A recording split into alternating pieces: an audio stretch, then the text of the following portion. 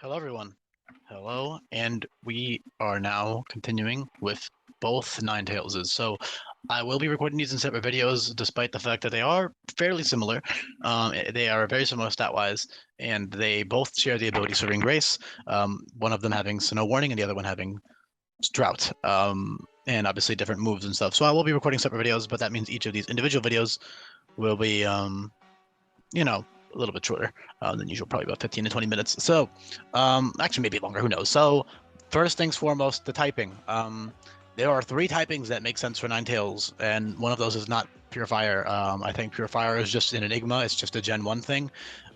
So they can't exactly retcon it and add Psychic or Ghost ever unless they make a Mega or Regional form. So those two aren't making sense for real games. But in Gen 6, I kind of don't know why they didn't just retype it. I feel like it really should have been one of those mons they retyped to make Fairy. But there's also a few other mons I feel like they should have retyped that they didn't do it. It is what it is. I think Fairy, Ghost, and Psychic all fit. I think Psychic, technically, you could argue fits more than Fairy, but that is more overlap.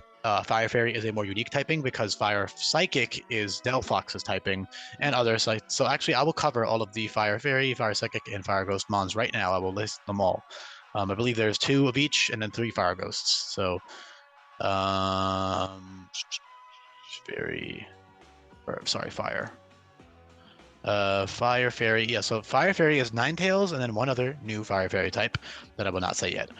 Fire Psychic is Zen Darmanitan and Delphox, or Mega Zen Darmanitan rather. And then Fire Ghost is Olona Marowak, Chandelure, and Blacephalon, who I at one point had changed to a different type, but that will be a cool one. You'll see that he's really interesting with his typing and his abilities. But that'll be for another period.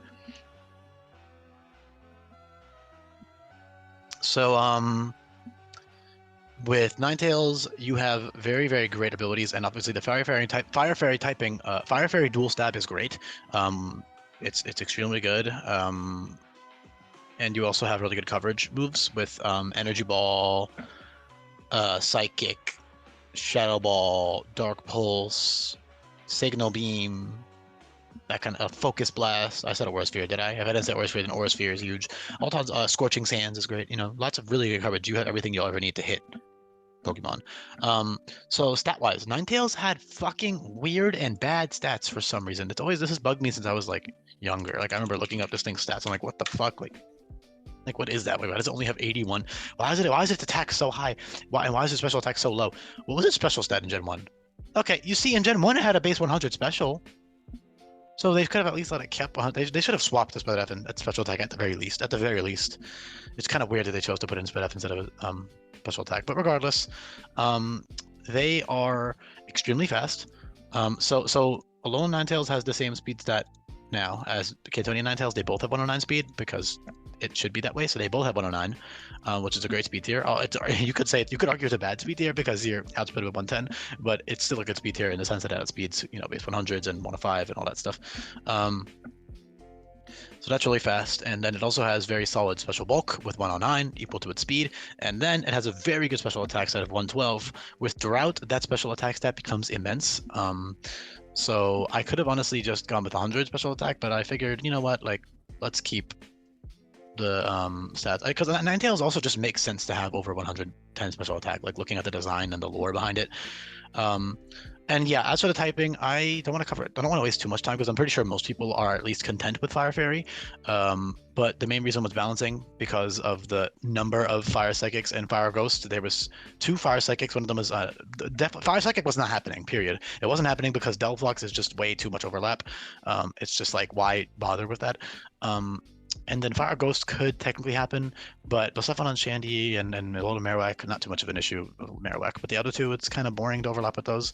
And then you would only have 1 Fire Fairy, so I would rather have 2, 2, and 3, so that is a much bit more even distribution in my opinion, so that's why I went with that.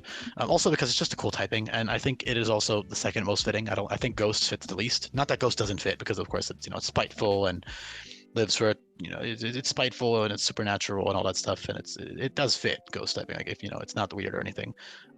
For example, in an older hack, say for example a Gen 4 hack, Fire Ghost would definitely work, or Fire Fairy if you can manage to program Fire Fairy into those. Ghost works though because there is no Ghost Fire yet. Chandelure doesn't exist. All of the Ghost Fire types are Gen 5 and above, so Same with the Ghost Psychic, Fire Psychic actually. So Fire Ghost and Ghost Fire Psychic are both post Gen 5 or post Gen 4 rather. So yeah, in a Gen 4 Gen 3 ROM hack, if somebody wants to make Fire Psychic Ninetales, that's totally reasonable. But then past that, I don't think it's worth. I don't think it's good.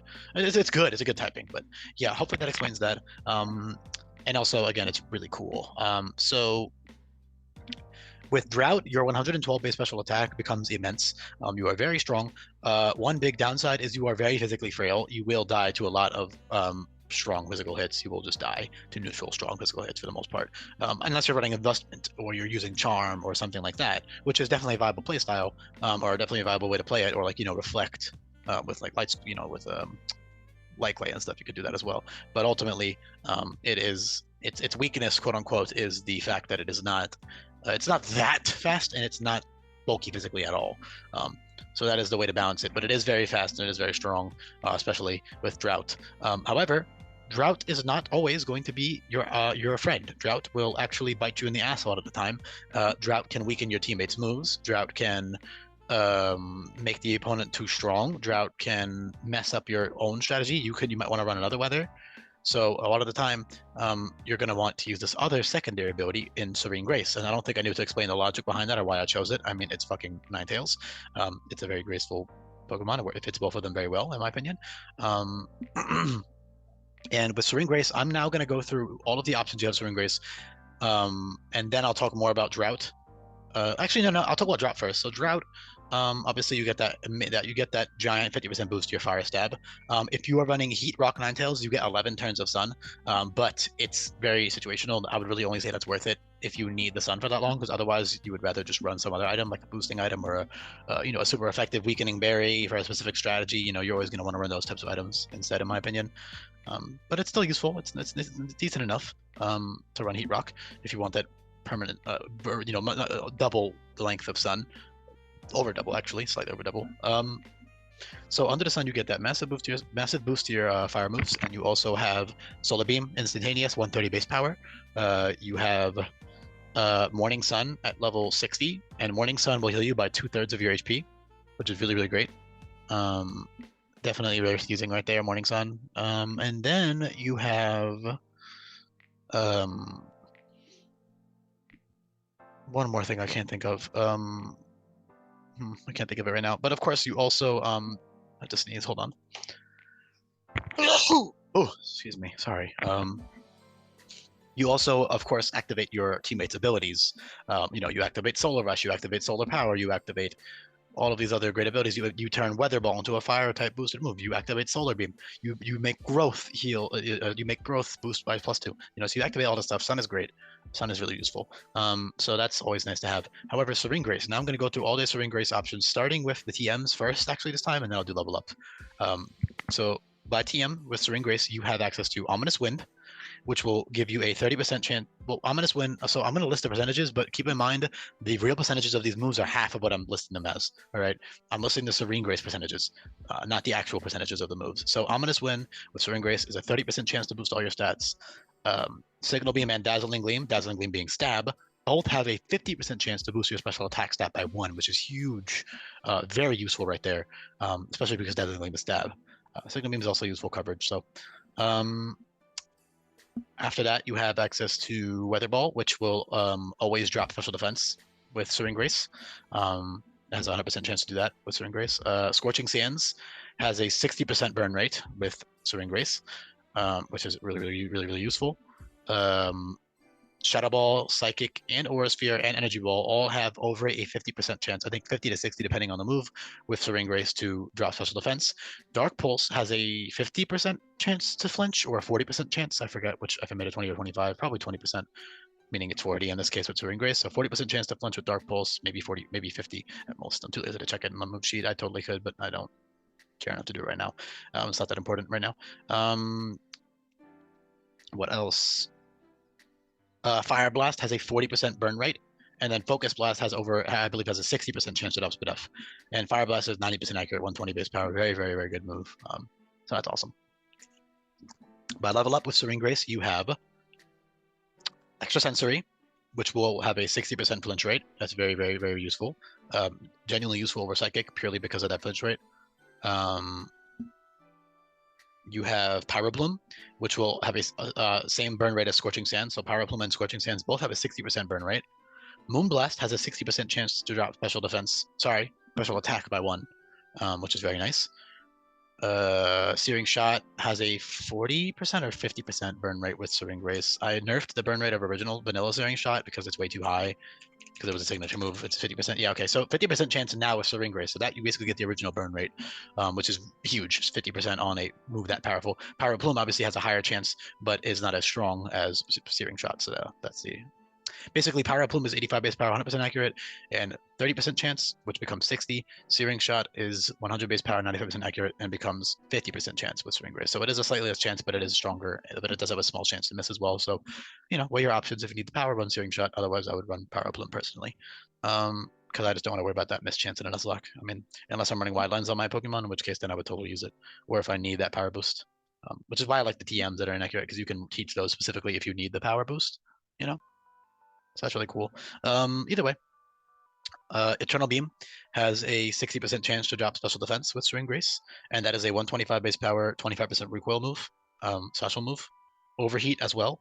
Overheat is the same thing in terms of power and recoil, but it has a 40% or 50% burn rate with Serene Grace. Let's see.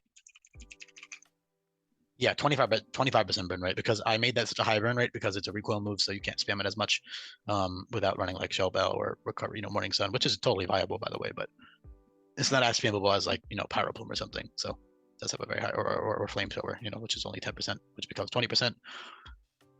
I forgot to mention that, by the way, but I didn't bother because you have Power Plume for a higher burn rate and Scorching Sands and all this other stuff if you want to burn stuff. But yeah, Overheat is there, and then I think that's the last Serene Grace move. So yeah, really awesome stuff with Serene Grace. Truly useful ability.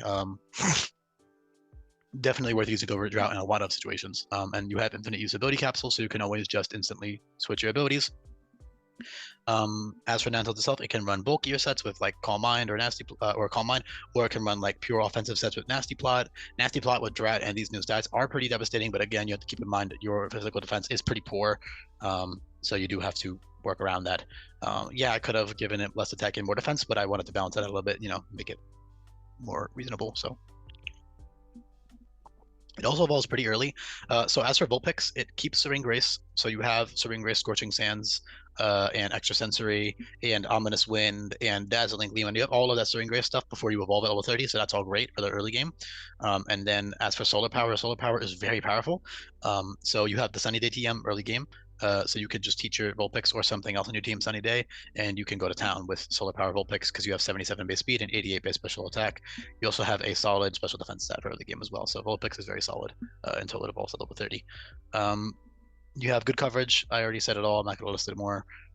Utility with like Dismal Cry, Disarming Voice, those drop your offenses on top of being 60 base power. Maybe to always play nice, Disable, Confuse Ray, all this stuff is good. Z Confuse Ray gives a +2 special attack boost if you wanted to use that instead of Nasty Plot. But the Ghost in the MZ is around the same time you'll be getting Nasty Plot anyways, so it's not really worth it. It's just there for early game stuff.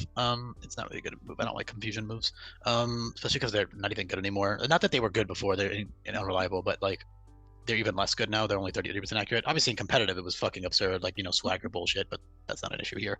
Like swag T-Wave like bullshit, but that's not a thing here. So anyways, you have access to reliable sleep in the form of Hypnosis, which is 80% accurate, which is not reliable, but it's reliable in the sense that sleep is now reliable inherently. Sleep now always lasts 2 turns. So if Ninetales outspeeds something, say I'm going to scroll up 1, you got a Clefable right in front of you, right? I'm just listing Clefable because it's the one right above it. You click Hypnosis on it, you get 1 turn of sleep to abuse. In that case, so you get 1 free Nasty Plot, which is really all you fucking need. You could totally run like a Wide Lens Ninetales with like Hypnosis, Searing Shot, or you could run like Wide Lens, Fire Blast, Hypnosis, Nasty Plot, filler move, Moonblast, whatever you want, or Solar Beam, whatever move you need for that fight. It's really good shit right there. Hypnosis with Wide Lens becomes 15% of 80 is, I think it's like 93 or 94. 92. Okay, that's really useful. Then if you're slower than whatever you put to sleep, then you get 2 turns, but you'll probably be faster in a lot of cases. So yeah, Scarf Ninetales is very useful. It can be both supportive and offensive at the same time. It can be bulky or offensive. You get really powerful stuff like Doom Desire and Future Sight, which are 160 base power, dark and psychic moves. So that's cool. You get Soul Absorb, which is a really cool move. It's Nightshade in the sense that it does the same amount of damage that your level is. So say at level 30 you learn Soul Absorb, right? So if you use Soul Absorb at level 30, you do 30 damage, which is like relatively okay damage for that point in the game. It's like a decent chunk, and then you heal 30 damage as well, which is a lot of healing. So it's a very useful move, especially in like bulkier like Pokemon. But Ninetales, it's still a decent option to have. Healing Wish from Memento is not good in Nuzlocke. It's just there for flavor and like non-Nuzlocke people if they want to like set up. Like for example, I gave those because like if you're not doing a Nuzlocke and you want to run like a Sun team, you can really abuse like if you want to throw away your Ninetales turn one, you can just run Memento, Drought, Ninetales, get that Sun up instantly, and then go into a Sun Sweeper and just go to town. That's a viable strategy. Same with Healing Wish. You can sacrifice a Ninetales to get the Sun up, and then Healing Wish to heal up your Sun Sweeper. So those are good options. Radiant Edge is Fairy type Psyshock, so that's really nice to hit from the physical side. Infernal Parade is a 130 base power move that is 70% accurate, but it always burns. Inferno is the same, but Inferno is obviously stab, so that's really great with wide lens. Becomes 81% accurate, I believe. So that's awesome.